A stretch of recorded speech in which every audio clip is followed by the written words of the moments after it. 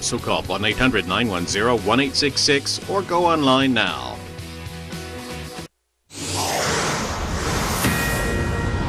Fox News Alert, you can see the scene in Newtown, Connecticut, as we have remained with the number of 26 dead, 27 including the gunman, 18 children in all, believed to be a kindergarten class. There are reports now from other news outlets, not yet independently confirmed by Fox News, that the shooter may have been the son of the kindergarten class teacher. We are working to confirm that.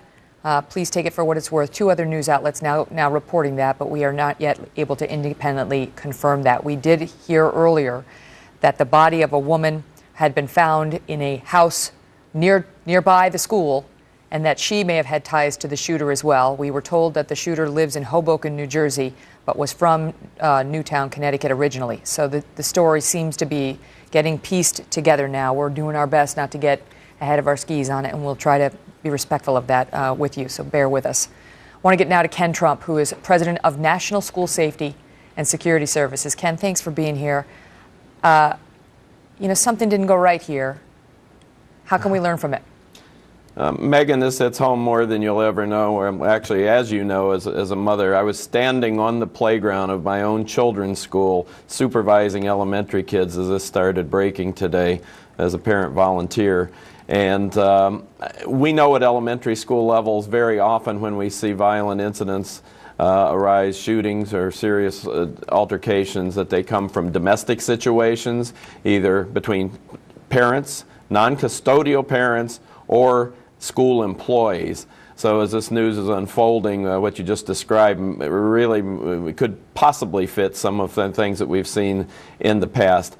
I want to say first, along with my prayers going out to the families as a father, that parents need to, across the nation, are going to be asking questions at their children's school. They're doing so now even at my own school. I just got a text. And parents need to remember that they should be sending their kids to school next week, because this is the time where schools across the country will be safer, because this is the forefront of our mind. What I want parents to know is that we need to be talking about school safety in the weeks, months, and years ahead.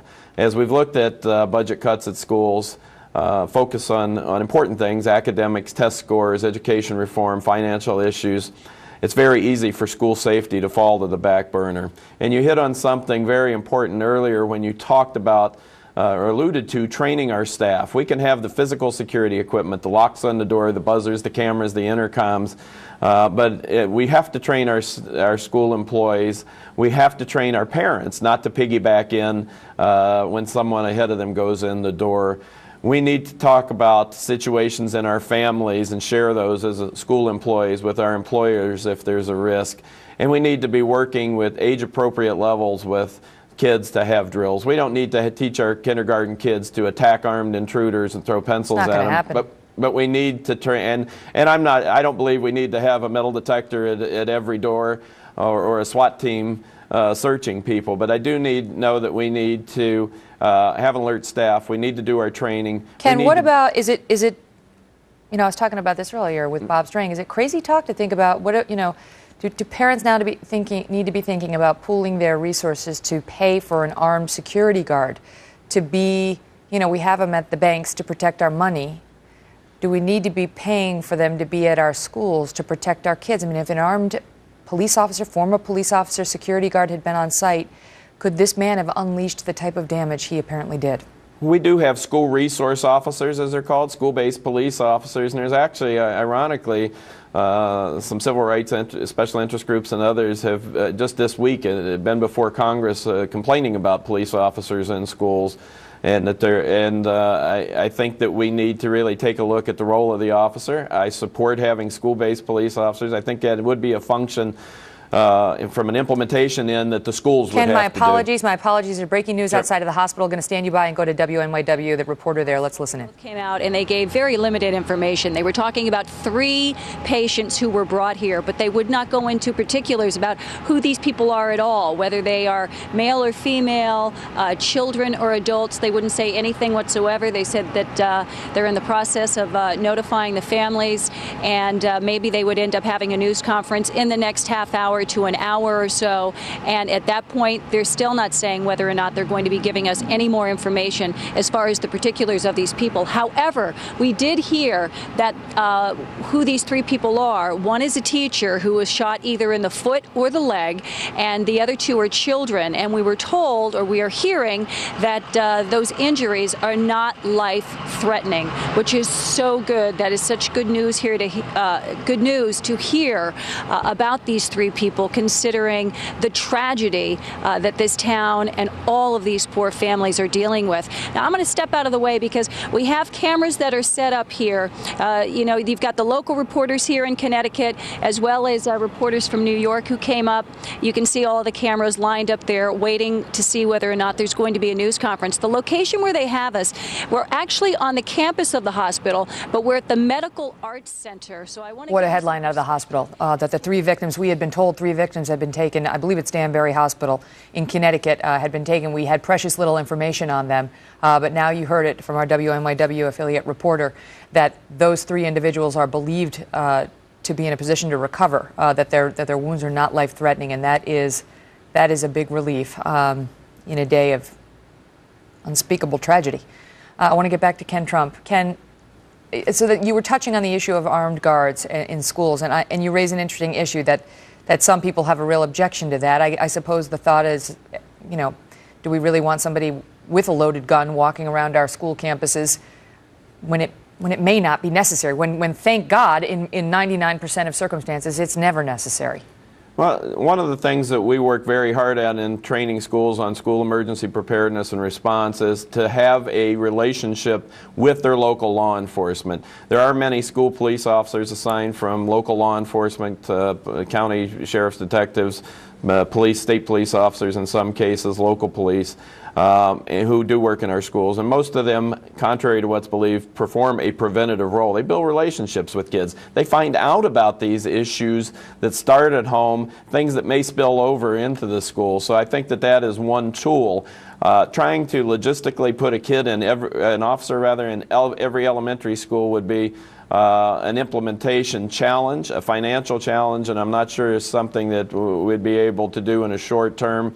I do think that the first and best line of defense is a well-trained, highly alert school staff and student body that has relationships with their mental health, police, and community partners, has crisis plans, has prevention programs. You know, Megyn, we don't need metal detectors, we need mental detectors. We have a lot of these issues are people with mental health issues. It's not bullying always, it's not some real thing that you can get your hands on that's concrete other than mental health, and we don't want to talk about that and deal with that well in our society.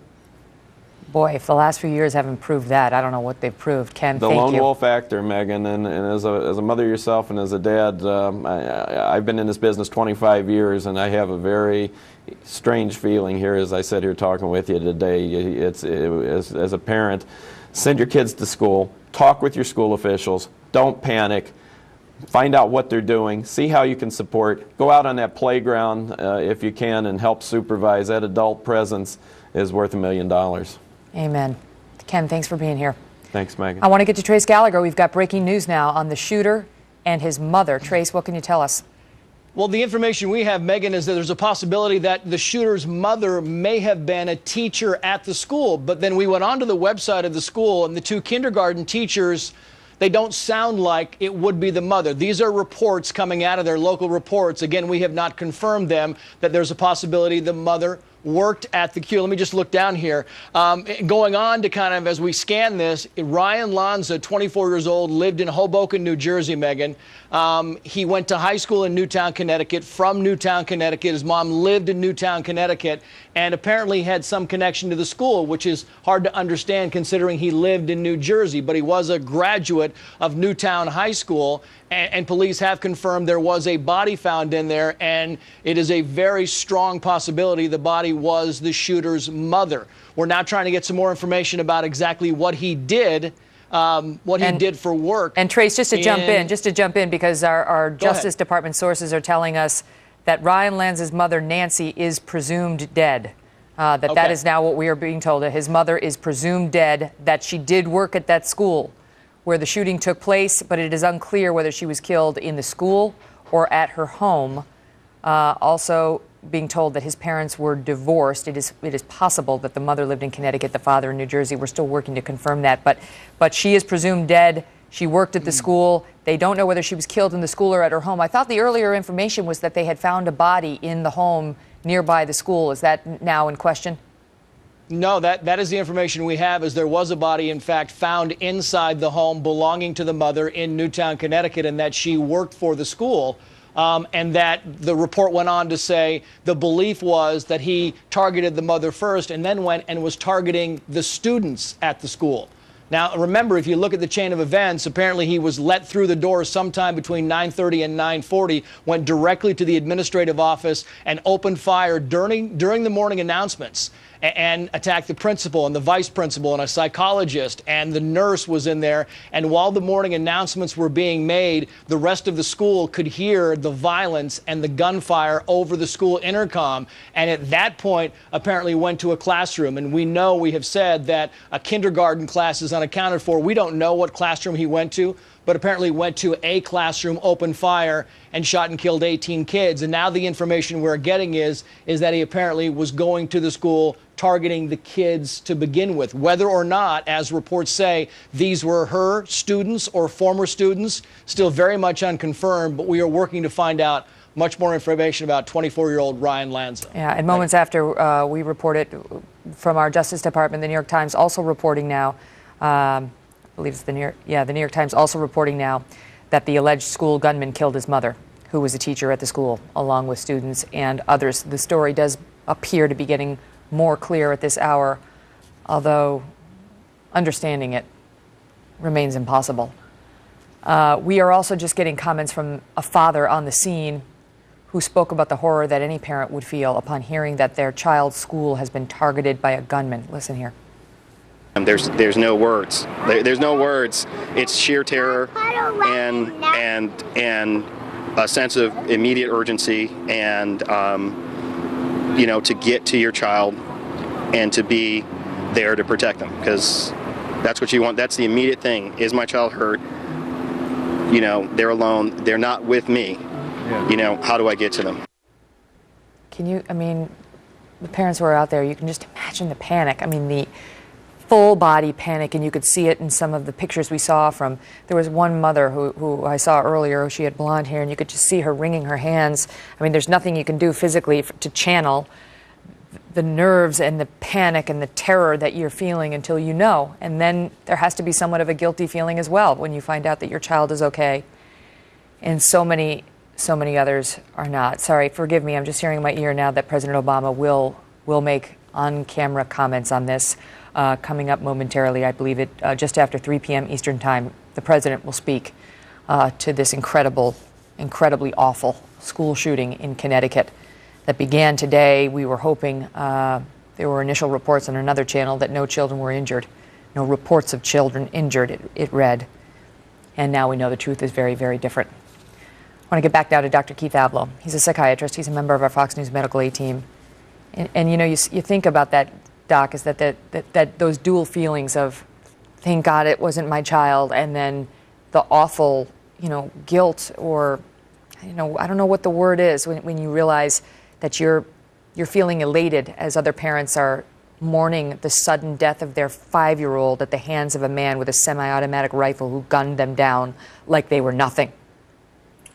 Yeah, the random and cruel nature of this kind of act complicates things psychologically, even for the survivors, who will need help later on to try to put this in some kind of perspective. Because I've worked with people again and again for whom either having a tragedy visit or having survived it when, for instance, a sibling is stricken with cancer, having not been the one to get sick, leads them to feel forever unsafe, because the randomness of it the unfairness of it, the fact that there's not a lot that you as an individual can do to protect yourself from it, makes people visit their own mortality, and that fine thread from which we all hang earlier than you'd hope.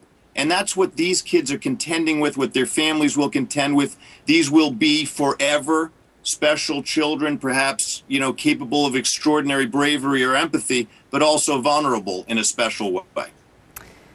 Your thoughts now on what we're hearing about the fact that we believe this gunman killed his mother. We believe in the house outside of the school, but we're not sure about exactly how it went down. In any event, it appears now that he may have killed his mother, who was a teacher in this school. Yeah, my thoughts are that as more facts come in, this will likely be another story where you say, well, the unthinkable and inexplicable now is fathomable. Like, we can see the train coming down the tracks, the awful collision coming, and sadly, spectators by the railway who felt disempowered or didn't feel it was their place to intervene enough, or even a therapist who didn't think it was time to pull the trigger, and hospitalize this person. I think right now this can be, sadly, a kind of laboratory where we look in and say, what could have been done?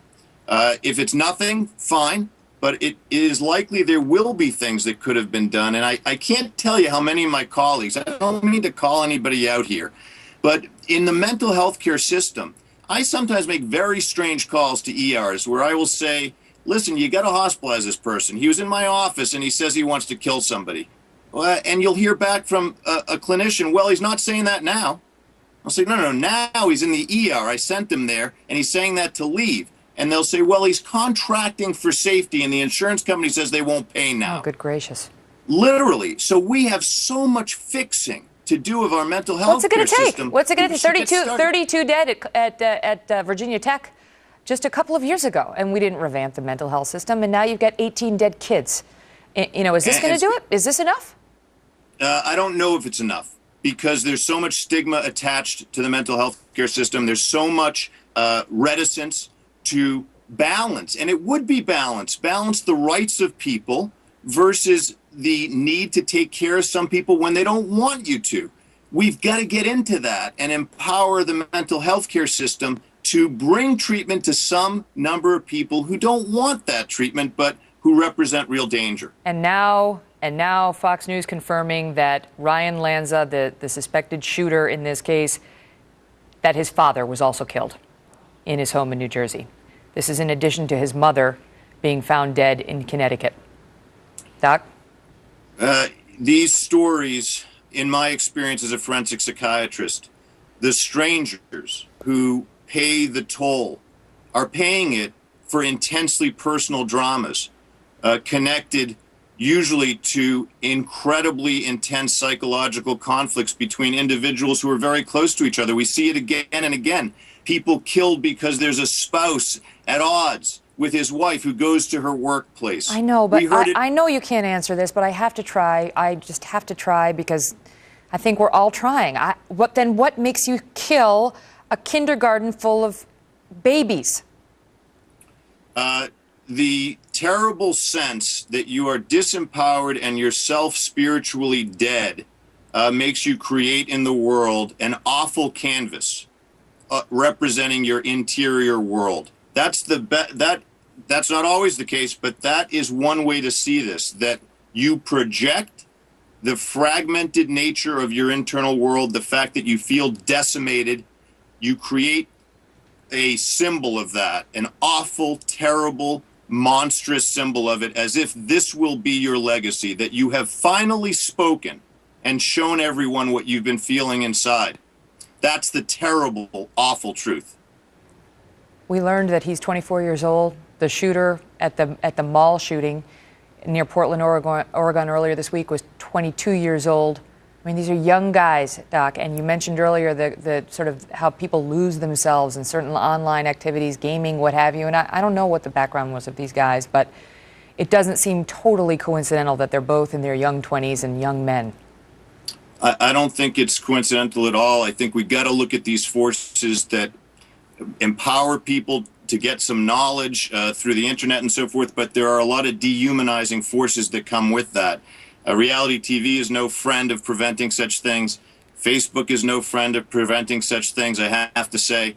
And I think we're at a time, again, and we mentioned this earlier, we've now pushed the red line of the unthinkable into kindergarten classrooms. We've got to dial it back. We've got to show a big response here of grief, empathy, outreach to balance the monstrosity of this. And that's some kind, perhaps, of insulation against someone, again, out there saying, you know what, I think that's my forum. That's where I'm going to express myself. How fractured I feel is going to be seen in the blood on the floor of this classroom. Dr. Adler, thank you so much for helping us to the extent we can be helped to understand this. We appreciate you being here. I want to bring you this sad update as well. The number of children killed has now been increased to 20 children dead, 5 adults dead, and the shooter. So 26 dead, 20 of them children. The law enforcement community has not yet independently confirmed that these are kindergartners. That is just our belief based on other reporting we have done. One father said his 6-year-old son was in class when the gunman burst in and shot the teacher. The son grabbed a bunch of his friends and ran out the door. He was very brave. He waited for his friends. The shooter did not say a word. Studio B will continue following this breaking story. Again, President Obama will speak to the nation at 3:15 p.m. Eastern Time. We appreciate you being with us on this important news day. We'll get through it together. I don't know that we'll figure it out together, but our coverage continues now with Studio B. Words. There's no words. It's sheer terror and a sense of immediate urgency and to get to your child and to be there to protect them, because that's what you want. That's the immediate thing. Is my child hurt? They're alone. They're not with me. Yeah. How do I get to them?